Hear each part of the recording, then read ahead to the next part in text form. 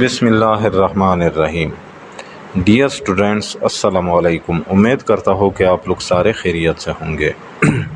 Dear students, history class 7 Punjab text book کی نئی کتاب جو 2024 اور 25 کی نئی ایڈیشن ہے، اس کے چیپٹر نمبر 4 سے آج لیسن نمبر 13 یعنی لیسن نمبر 13 پڑھیں گے۔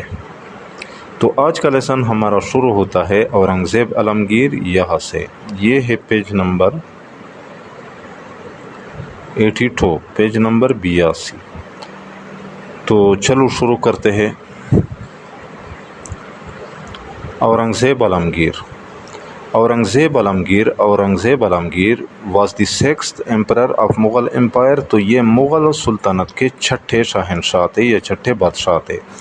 Rolling from 1658 CE until his death in 1707 CE، جس نے 1658 عیسوی سے 1707 میں عیسوی میں اپنے مرنے تک حکومت کی۔ انڈر ہیز ایمپررشپ، اس کی بادشاہت میں the Mughals reach their greatest extent with their territory. Mughal جو تھے علاقے کے لحاظ سے یہ سب سے زیادہ علاقے تک پہنچے تھے۔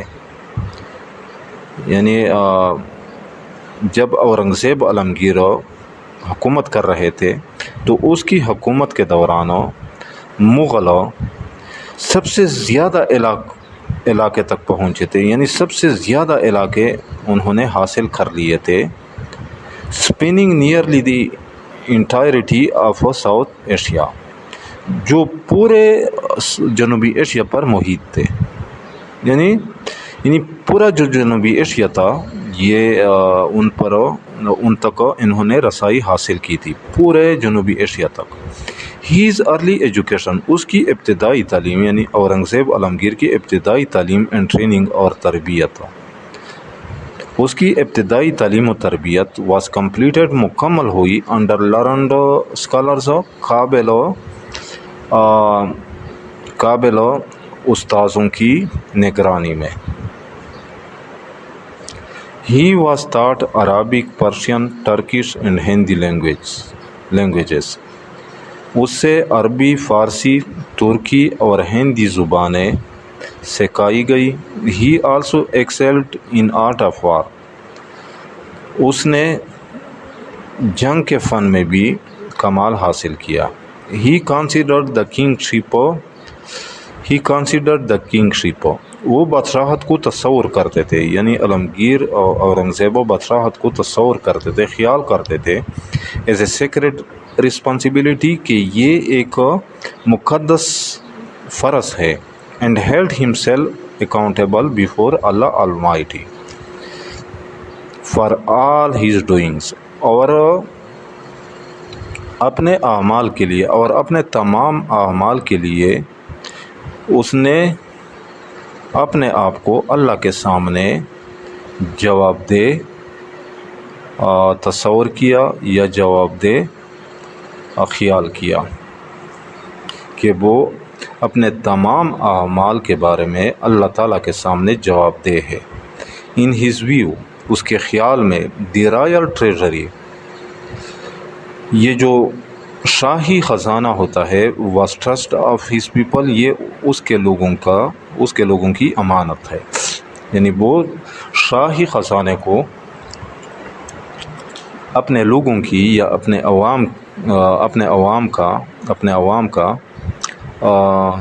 عوام کی ایک امانت سمجھتے تھے۔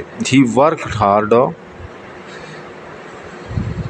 اس نے سخت محنت کی، اینڈ ڈیوٹیفلی، فرض شناسی سے، یعنی اس نے فرض شناسی سے سخت محنت کی، to run his official affairs, اپنے سرکاری معاملات کو چلانے میں، یعنی اس نے اپنی سرکاری معاملات چلانے میں فرض شناسی سے سخت کام کیا یا سخت محنت کی۔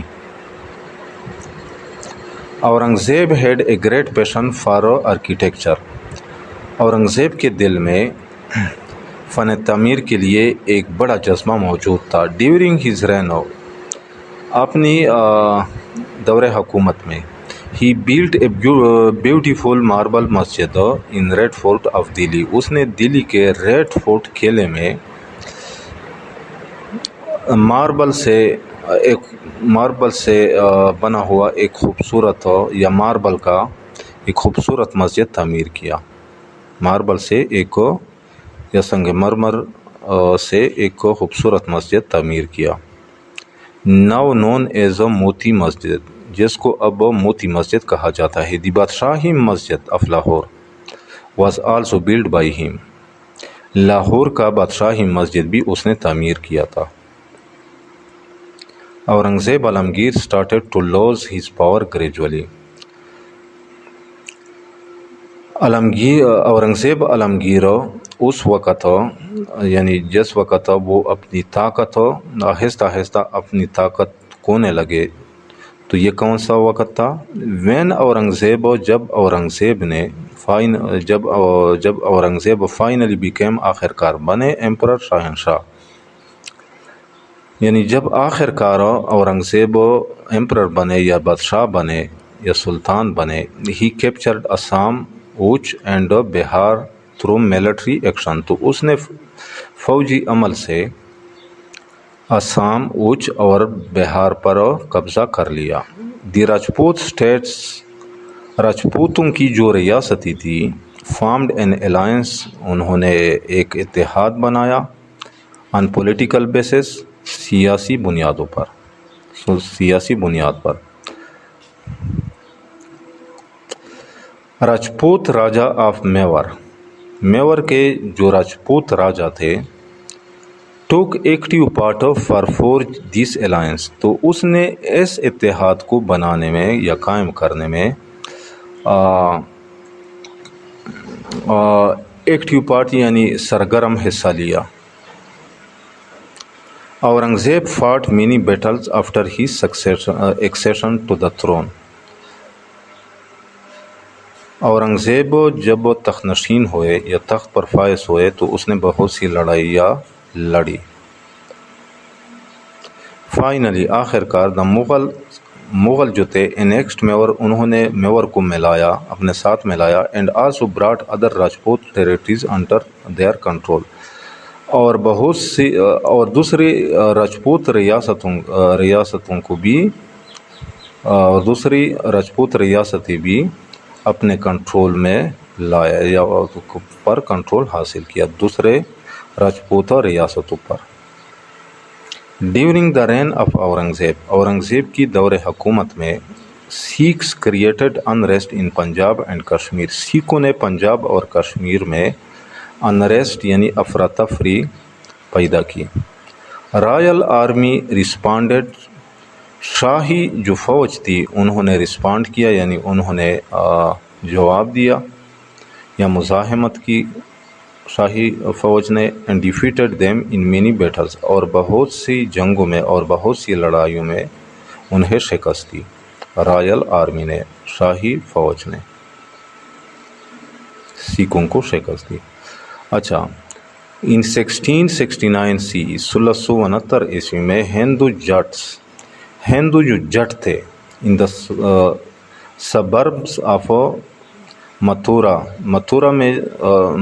کے نواحی علاقوں میں, سبرب کہتے ہیں نواحی علاقے یا شہر, جو ہندو جٹ تھے, ریوولٹ اگینسٹ اورنگزیب, انہوں نے اورنگزیب کے خلاف بغاوت کی. And started attacking the nearby areas, اور نزدیک کے علاقوں پر حملہ کرنے لگے. Aurangzeb sent his grandson Bidar Bakht to teach them a lesson. Aurangzeb نے اپنے پوتے بدر بخت کو انہیں ایک سبق سکھانے کے لیے بھیجا. بدر بخت ڈیفیٹڈ دی جٹس, بدر بخت نے یعنی اورنگزیب کے بھتیجے نے جس کا نام بدر بخت تھا, اس نے جٹوں کو شکست دی. اورنگزیب ڈیکن پالیسی, اورنگزیب کی جو ڈیکن پالیسی تھی, حکمت عملی تھی, was the beginning of the major downfall of his dynasty. تو یہ اس کے ڈائنیسٹی کی یعنی حکومت کے زوال کی ایک بڑی وجہ بننے لگی۔ یہ اس کے حکومت کے زوال کا آغاز تھا۔